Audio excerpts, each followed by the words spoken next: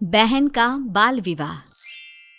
वृंदा अपने परिवार के साथ राजस्थान के एक छोटे से गांव में रहती थी।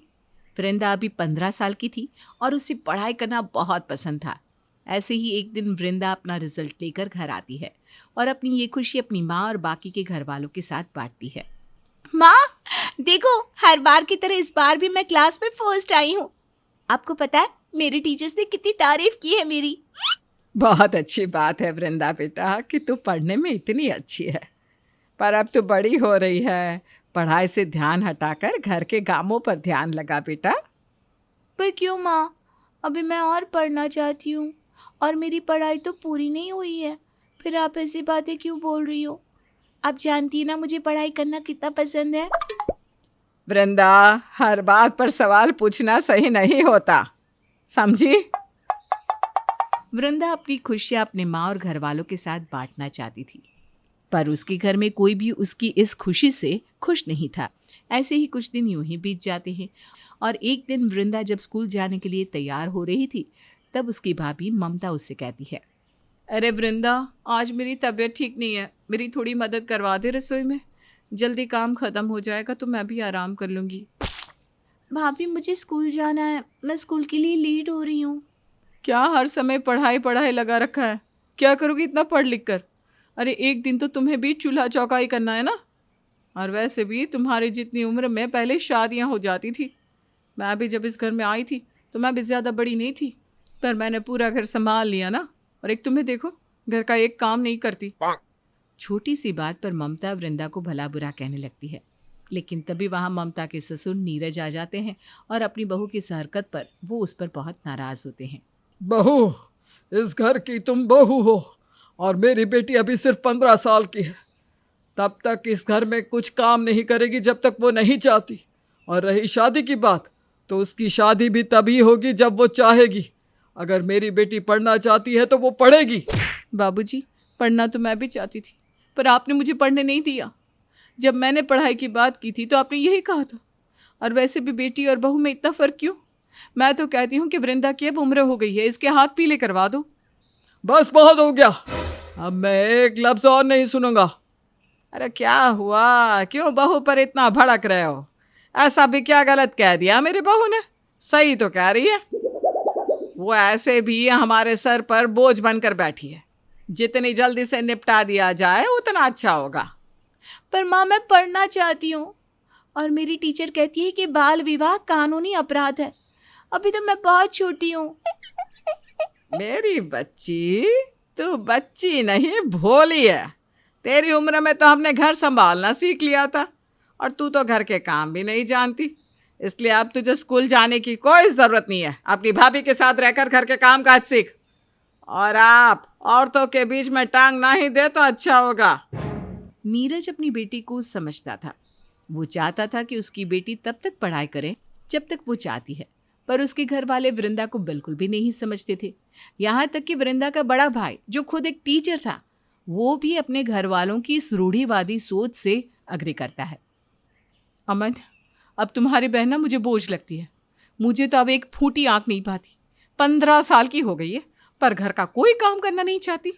आज मैंने उसे घर का काम करने के लिए क्या कहा, बाबूजी मुझे ही भला बुरा सुनाने लगे। पिताजी की बातों को छोड़ो, माँ ने क्या कहा ये बताओ। माँ क्या कहेंगी? मैं कोई गलत थोड़ी ना हूँ। बेटी आखिर एक बोझ ही तो होती है। और चलो, बोझ नहीं भी है तो क्या? अरे एक ना एक दिन तो बेटे को ब्याह आई है। उम्र हो चली है उसकी। अब क्या बूढ़ी हो जाएगी तब शादी करेंगे? माँ ने तो मेरा ही साथ दिया। जब माँ तुम्हारे साथ है, मैं तुम्हारे साथ हूँ, तो तुम पिताजी की क्यों सुनती हो? वैसे भी उनके घर में चलती कहाँ है। हाँ, तो फिर अपनी बहन के लिए कोई लड़का क्यों नहीं देख रहे? माँ भी तो चाहती है कि इस साल के अंदर अंदर वृंदा की शादी हो जाए। वैसे भी शादी ब्याह सही उम्र पर हो जाए तो ही अच्छा लगता है। और अगर कल को ज़्यादा पढ़ा लिखा देंगे तो दहेज भी तो ज़्यादा देना पड़ेगा। और तुम्हारी बहन ना पढ़ने में बहुत अच्छी है। अगर बड़ी हो गई तो ज़्यादा दिमाग और ज़ुबान चलाएगी। अरे भाग्यवान, शांत हो जाओ, थोड़ा समय दो, मैं देखता हूँ अपनी बहन के लिए कोई लड़का। इस बोझ को इस साल ही निपटाना होगा। अमन एक टीचर होने के बाद भी इस तरह की बातें कर रहा था। हालांकि ये बात अमन को शोभा नहीं देती थी, पर अमन भी अपनी बीवी की बातों में रहता है और अपनी बहन को एक तरह से बोझ ही समझता है। समय यूं ही बीतता है और अमन अपनी बहन के लिए आरव नाम का एक लड़का देखता है। आरव भी ज़्यादा बड़ा नहीं था और अच्छी घर से था, इसलिए सब इस रिश्ते के लिए हाँ कर देते हैं और उन दोनों की जोड़ी घर में सभी को पसंद आती है। मेरी बेटी और आरव की जोड़ी राम सीता जैसी लग रही है। इस जोड़ी को किसी की नजर ना लगे। देखिए, हमें तो ये रिश्ता मंजूर है। अगर इस साल के अंदर ही शादी हो जाए तो ज़्यादा अच्छा रहेगा। वैसे भी घर में बहू आ जाए तो माँ बाप को भी बहुत आसानी होती है ना हर चीज़ में। रिश्ता पक्का होते ही बिना कोई देरी करे शोभा अपनी बेटी की चट मंगनी पट ब्याह करने की सोचती है और इसीलिए वो लोग शादी का दिन भी बहुत जल्दी रख देते हैं। समय यूं ही बीतता है और बहुत जल्द वृंदा की शादी का दिन भी करीब आने लगता है।